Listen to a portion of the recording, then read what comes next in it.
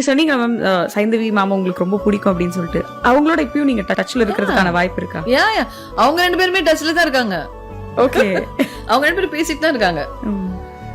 So I don't know whether they will join together, but அவங்களுக்குள்ள என்ன ப்ராப்ளம்னு எனக்கு தெரியாது சத்தியமா.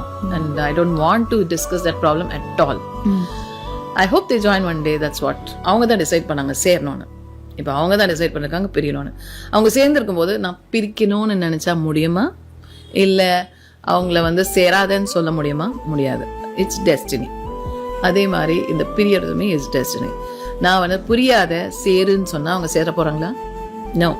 I always give space for the other person. Okay. She's a wonderful lady.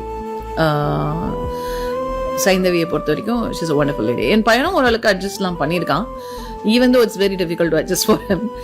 But ஏதோ ஒரு சிச்சுவேஷன், I don't know, இது இறைவனால் ஏற்படுத்தப்பட்டது